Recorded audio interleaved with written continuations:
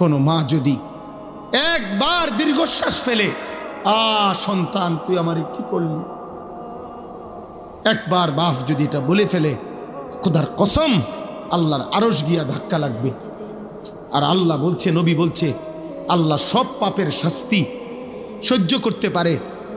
আল্লাহ বলছে সব পাপের শাস্তি আল্লাহ হাসরের ময়দানে দিবে। খোদার কসম নবী বলছে, উম্মত কুল্লু যুনুবি ইউআখিরুল্লাহু ইলা আজালিম মুসাম্মা, সকল পাপ আল্লাহ চাইলে কিয়ামত পর্যন্ত বিলম্ব করতে পারে শাস্তি, কিন্তু ইল্লা আকুল ওয়ালিদাইন, মা বাবার নাফরমানি আল্লাহ এই পাপ আল্লাহ সহ্য করে না। নবীজি বলছে লাইয়া মুতা হাত্তা ইউআযযিবাহুল্লাহু ফিল আরদ, আল্লাহ তাআলা মা বাবার নাফরমান সন্তানকে মৃত্যু দিবে না যতক্ষণ পর্যন্ত আল্লাহ তাকে দুনিয়াতে বেইজ্জতি না করবে। রাতের 12টা 11 বাজে, তাহলে রাত 12টা 11 পর্যন্ত যেই যুবক সজাগ থাকতে পারলা, সেই তুমি কেন সেজদা দিতে পারলা না বাপ?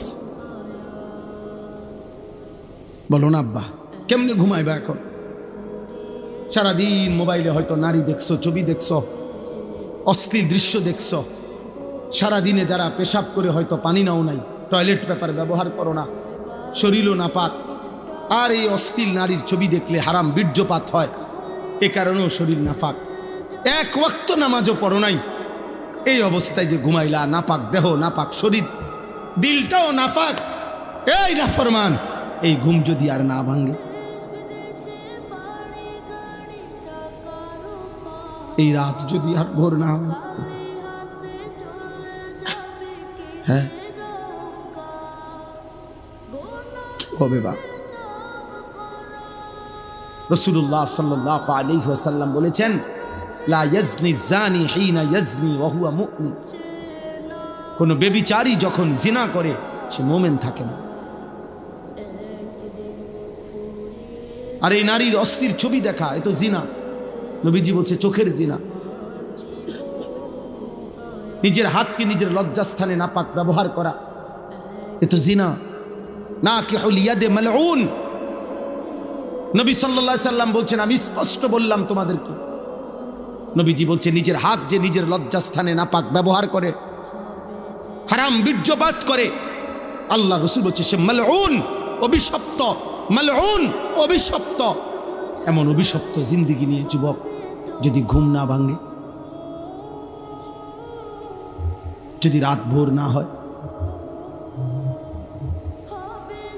তো কি হবে তোমার আখিরাত, কি হবে তোমার খবর? কে তোমার সান্ত্বনা দিল যে তুমি আরো 30 বছর বাঁচবা? অমিনকুম মান ইউতাওয়াফা মিন ক্বাবলু, আল্লাহ বলেন আমি কিন্তু বান্দা সকলকে বৃদ্ধ বয়স পর্যন্ত পৌঁছাই না। আমার এই মুরব্বী হুজুর তো তিনি বৃদ্ধ হয়েছে বলে আমরা সবাই বুড়ো হব না? আল্লাহ বলে না বান্দা, আমি অনেককেই তার আগেই মৃত্যু দিয়ে ফেলি। দেয় মৃত্যু, কথা বলে না? 3 বছর শেষ, আবার অল্প একটু। 3 দিনের বাচ্চা কবরে যায়, 3 বছরের বাচ্চা কবরে আছে, 3 মাসের বাচ্চা কবরে আছে। তাইলে আমার প্রিয় বন্ধু মাওলানা মোতালেব হুসাইন সালেহী, বাংলাদেশের একজন অন্যতম বক্তা, আলেমে দ্বীন, ওর একটা মেয়ে বাচ্চা হয়েছে আজকে 1 মাসের বাচ্চা। গত 1 মাস আগে এই মেয়ে বাচ্চাটা অসুস্থ ছিল কয়েকদিন। গত 3 দিন আগে রাত্রেবেলা আমারে বলতেছে ঢাকা নিছে, ঢাকার শ্যামলীতে বড় হসপিটালে ভর্তি করাইছে। আমি বললাম এখন কি অবস্থা বাচ্চার? বলল যে এখন আলহামদুলিল্লাহ অনেকটা ভালো আছে, হাসপাতালটা অনেক ভালো, বর্ণনা দিতেছে আমারে, খুব সুন্দর হাসপাতাল, চিকিৎসা খুব ভালো, ইত্যাদি ইত্যাদি।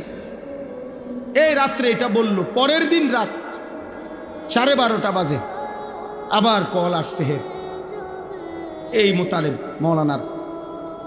আবার যখন আমি মোবাইল রিসিভ করছি পরের দিন রাত 12:30টায়, ও দেহি কাঁদতেছে। কিরে দোস্ত কি হইলো? কয় আমার বাচ্চাটা মারা গেছে, আমার 1 মাসের বাচ্চাটা মারা গেছে। 2টা ছেলের পরে একটা মেয়ে হইছে, বড় বেশি আদরের মেয়ে হয়েছিল, বাচ্চাটা মারা গেছে। আমি অবাক হয়ে গেছি। অনেকক্ষণ সান্ত্বনা দিয়ে যখন বললাম, হৃদয় বিদারক কথা যেটা, যে আমি যখন তাকে বললাম যে এখন তুই কই, বাচ্চাটা কোথায়, এখন কই তোর, ও তখন বলতেছে যে আমি ঢাকা থেকে রওনা দিছি, আমার মৃত বাচ্চা আমার কোলে, আমি বাচ্চাটারে কোলে নিয়ে আসি, আমার বাচ্চা আমার দিকে তাকায় আছে। আচ্ছা ভাবেন তো, 1 মাসের এই বাচ্চা কোলের যেই বাবা সেই ঢাকা থেকে লাকসাম পর্যন্ত আসছে, এমন মৃত বাচ্চা 1 মাসের কোলে নিয়ে এই বাবার কলিজায় তখন কেমন অবস্থা হয়েছে। ওই গর্ভধারিণী মায়ের হৃদয়ের অবস্থা তখন কি হয়েছে।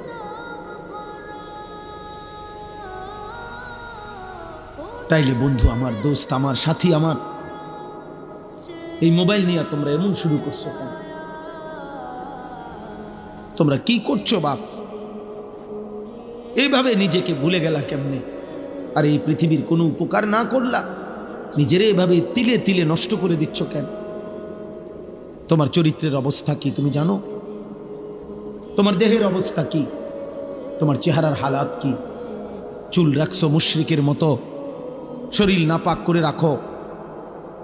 আহা, আল্লাহ তোমাদের উপরে দয়া করেন, আল্লাহ তোমাদের উপরে রহম করেন। এটা কেমন জীবন আব্বা? 1 ওয়াক্ত নামাজ পড়তে মন চায় না, কেমন জীবন? কোনদিন মালিকের নাম আসে। আজকে আমি মসজিদে জুমার নামাজে আমার জুমার বয়ানের তাফসিরে বলছি, শয়তানকে শয়তান কেন বলা হয়? শয়তানকে শিন তা নুন, শয়তানের মূল অক্ষর, অর্থ হলো 24 ঘন্টা যার প্রতি মুহূর্ত যে হক থেকে, সত্য থেকে দূরে।